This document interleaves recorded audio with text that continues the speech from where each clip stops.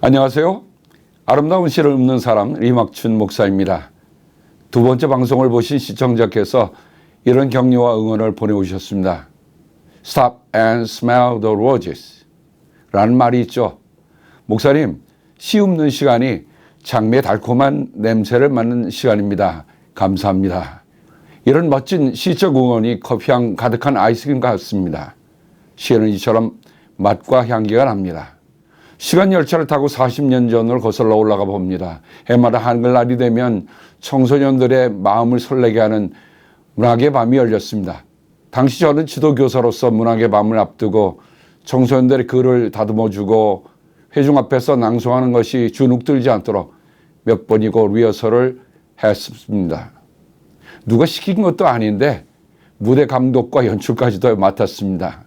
생각해보니 특히 누구에게 배운 것도 아닌데 누군가 앞서서 그 일을 해주었기에 어깨 너머로 익힌 서당계가 바로 저였습니다. 지금도 아름다운 기억으로 남아 있습니다. 어쩌면 이 방송도 그런 기억으로 남을 것 같습니다. 잠깐 하던 일 멈추고 장미의 달콤한 향취를 맡아보시지요. 오늘이 아름다운 시를 읊는 세 번째 시간입니다. 이제 세 번째 만남이니 마음의 빗장을 활짝은 아니더라도 살짝 열어놓으셨으면 합니다.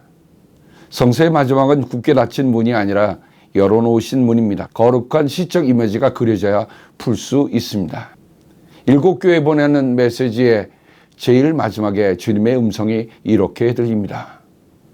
보라, 내가 문 밖에 서서 문을 두드리고 있다.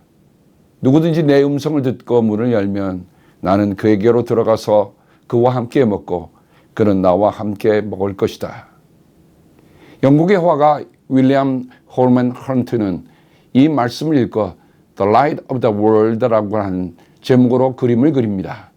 그 그림을 보면 무성한 잡초가 자란 문 밖에 손잡이가 보이질 않습니다. 그런데 안에서 열어주지 않으면 열 수가 없는 문입니다. 화가의 섬세한 의도가 돋보입니다. 오늘은 김용교 시인의 손잡이란 시로 문을 엽니다. 손잡이, 김영교. 모든 문은 손잡이가 있다. 여닫기 위해서이다. 아닌 벽이다. 너는 너, 나는 나, 우리는 없다. 누군가 손쉽게 열 수 있는 바깥쪽 손잡이, 기다림이다. 열고 안으로, 안으로. 열쇠도 수도꼭지도 손잡이다. 다른 세상과 만나는 첫사랑. 우리가 되려면 손잡이가 되고 볼 일이다. 스스로 하나가 되기 위해 안에서나 밖에서나 먼저 열어놓는다. 격리에 담은 문으로 열리고 손잡이는 소통으로 통한다. 작은 몸짓, 열망의 이 마음, 보이지 않는 세상의 손잡이가 되는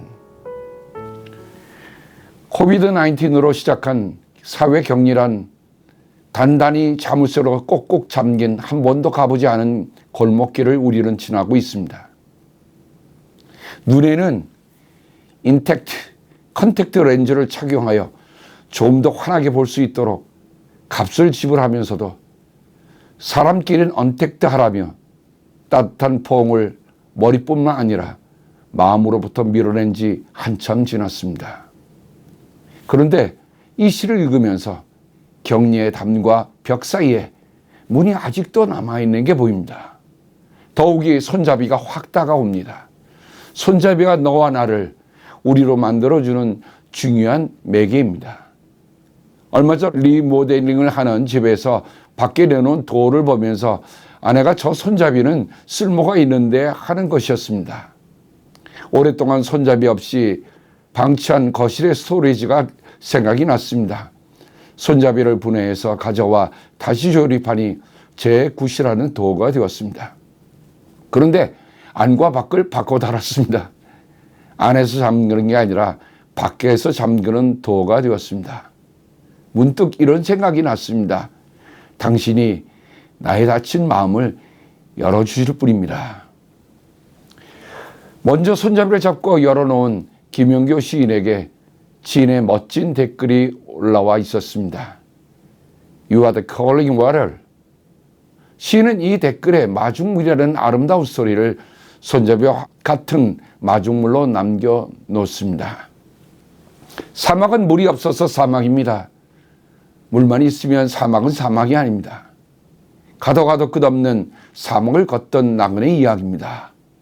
물이 없어서 죽을 지경이 되었는데 저기 오아시스가 보이는 게 아닙니까?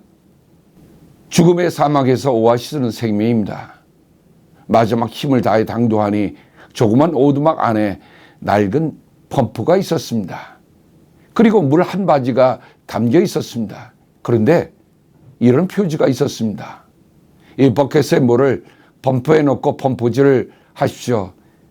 이 물을 마중물로 다 부어줘야 합니다. 당신이 필요한 물을 다 채우실 수 있습니다. 그리고 꼭 잊지 마세요.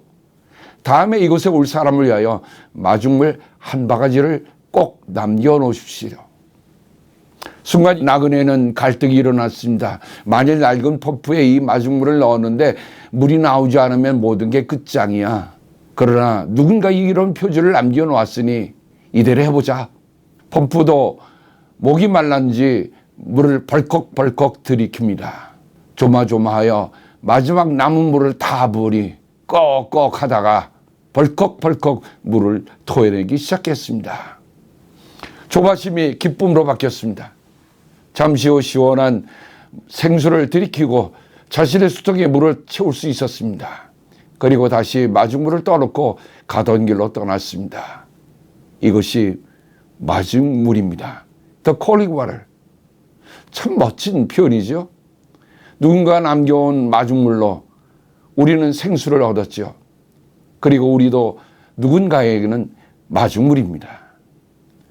다윗은 한순간 하나님께 눈도 마음도 닫아 걸고 살았던 순간이 있었습니다. 그것을 돌이키며 마음의 손잡이를 열어 제낀 한순간이 그것을 기록한 거룩한 시가 있습니다. 지휘자를 따라 부르는 다윗의 노래. 다윗이 밧세바와 정을 통한 뒤에 예언자 나단이 그를 찾아왔을 때 뉘우치고 지은 시. 하나님, 주님의 한결같은 사랑으로 내게 자비를 베풀어 주십시오. 주님의 크신 긍휼을 베푸시어 내 반역죄를 없애 주십시오. 내 죄악을 말끔히 씻어 주시고 내 죄를 깨끗이 없애 주십시오. 하나님, 내 속에 깨끗한 마음을 창조하여 주시고 내 속을 견고한 심령으로 새롭게 하여 주십시오. 주님 앞에서 나를 쫓아내지 마시며 주님의 성령을 나에게서 거두어 가지 말아 주십시오. 주님께서 베푸시는 구원의 기쁨을 내게 회복시켜 주시고 내가 지탱할 수 있도록 내게 자발적인 마음을 주십시오. 담이 되고 벽이 된 그분과의 관계가 서로 열리고 소통이 되는 시 같은 시간이 되기를 기도하는 마음으로 오늘 손잡이를 끌어놓습니다. 이 찬양이 떠오릅니다. 정결한 마음 주시옵소서. 오 주님. 다음 이 시간에 뵙겠습니다. 고맙습니다.